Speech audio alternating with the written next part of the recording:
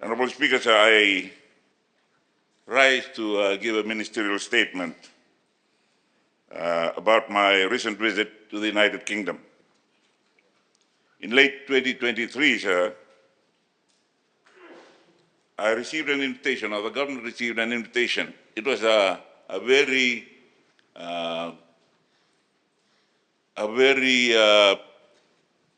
well-worded invitation that didn't say very much.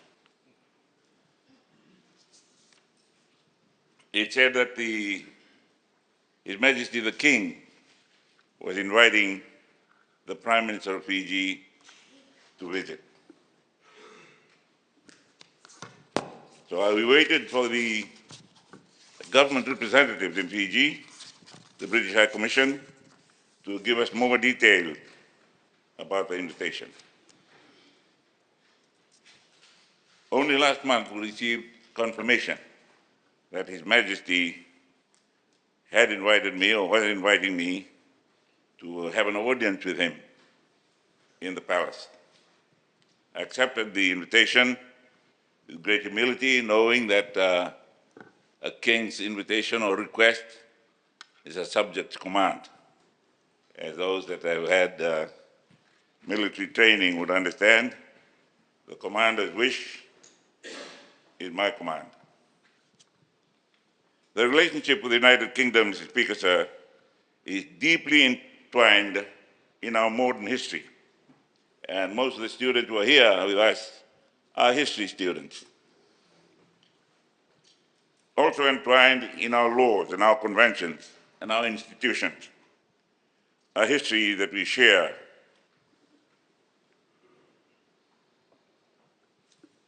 in part with those in England at the time. It is a history that teaches us numerous lessons in government and governance, in leadership, in life, that embodies a balance between tradition and modernity, transitioning from one generation to the next amidst the complexities around the changing environment we live in. The visit commenced with a call on His Majesty King Charles III at Buckingham Palace on May the 7th. It might be interesting to note, if our Minister for Home Affairs is aware, that they have changed the crown that is used by the King and all the badges of rank of the British military. We've gone back to what used to be commonly called the Georgian crown, and have moved away from the Edwardian crown that Her late Majesty had used. And that is all part of history also for our visitors this morning. True to the respectability of the monarch, the reception was very warm and dignified. I conveyed to her the greetings of the people, the chiefs, and the government of Fiji. When I visited the Speaker, the Honorable Speaker of Commons, I also conveyed your greeting, Mr. Speaker, sir. These relationships were established in 1874, when the chiefs of Fiji ceded their authority and sovereignty to Her Majesty Queen Victoria on the 10th of October that year. In our exchange, the words were profound and emanated from a deep sense of affection and a deep and treasured place within the Crown's reservoir of goodwill for a nation under its realm. We used to be under the realm, we're now under the Commonwealth, but we still maintain that very cordial relationship with the Crown. I took the opportunity, Mr. Speaker, sir, to present my apologies again to His Majesty for my actions in 1987, as I had done to Her late Majesty Queen Elizabeth II when I visited her in 1998. That action resulted in our expulsion from the Commonwealth. Our withdrawal from the realm was at my declaration of Fiji as a republic on the 7th of October, 1987. And if there is any wish for Fiji to return to the realm, as Her late Majesty had told me, and as His Majesty said to me last week, let it be the will of the people. The same was also expressed to me by the deposed King of Nepal when I visited him the Sunday following the Wednesday when the people trashed the palace and conquered the palace and took selfies on the throne. And I asked him, are you willing, would you be willing to return as King of Nepal? He said to me, General Saab, let it be the will of the people. Our conversation revisited an earlier meeting which I had with Her Majesty. In noble magnanimity, His Majesty's acceptance was truly humbling, his acceptance of my apologies. Being a guest of His Majesty at a garden party in Buckingham Palace 2 days later, we also extended and continued our cordial exchanges. It was embarrassing because the presentation line was about 2 in front of me. I was 2 rows behind. He broke the rank he was going through, went through the second one, and came to me at the back of in the 3rd row and said hello and moved on. Honorable Speaker, sir, my delegation also met with the Right Honorable Lord Bennion, the Minister of State for Climate, Environment, and Energy, and we focused on our collective efforts to arrest the downward spiral of the climate crisis and sparing no effort in doing all that we can do to ensure human security. The meeting with the Speaker of the House of Commons, Mr. Lindsay Hoyle, focused on the role of the House, as you had reiterated this morning in your address to the visiting students. The role of the House on national governance and systems to ensure lawmaking and the voice of the people are heard unhindered and sustained. So therein lies the fundamental principle and demonstration of what democracy is all about. The eagerness with which the office of the Speaker offered its support for Fiji's parliament in particular and democracy as a whole is truly heartening. Day 3 started with a call at Whitehall on the Secretary of Defense, the Right Honorable Grant Shapps. Defense cooperation with external armed forces are also being reviewed and guided by the recent UK Integrated Review Refresh of 2023. As a result of the review, the British government recognizes the need to forge stronger bonds in the Indo-Pacific region, among other growing important focus in other regions.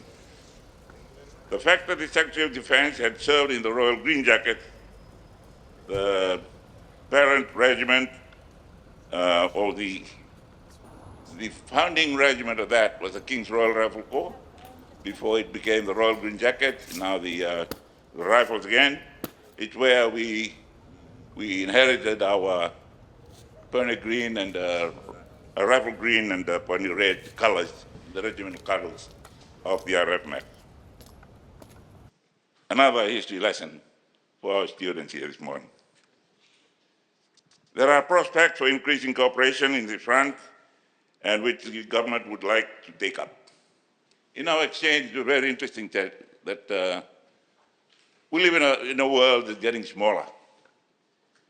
My company commander, when I was Company 2IC of A Company 1FIR here, was Major John Bedard from the Royal Green Jackets. He went back and commanded that battalion when on active service in Northern Ireland, and he must have met with some of our students who had come out of Sandhurst at the time. John Bedard went back from here and became a battalion commander there, and the Minister for the Secretary of Defense served under John Bedard during that time in the military in the UK. The meeting with the Secretary of Defense was followed up on day 4 with a visit to the military training camp in Aldershot in Hampshire. Aldershot is known as the home of the British Army, which currently has 2,000 active personnel from Fiji.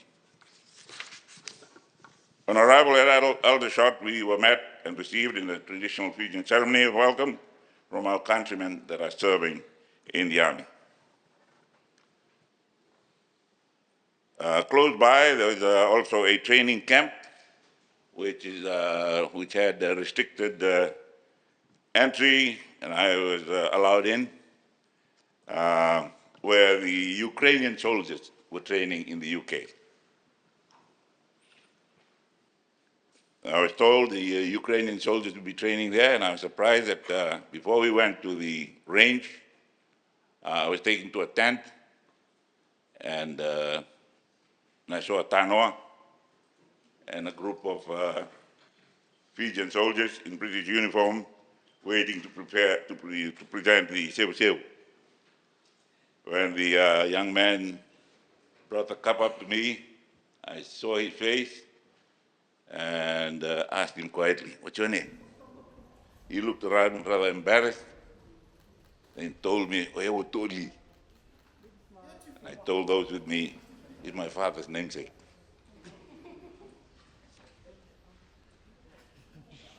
It was a moment of pride for me to see our very own countrymen who are trainers in the joint warfare facility in that restricted access camp. Seeing civilian Ukrainian women participating as interpreters on the training lines was a reminder that this is their fight, a national fight for survival.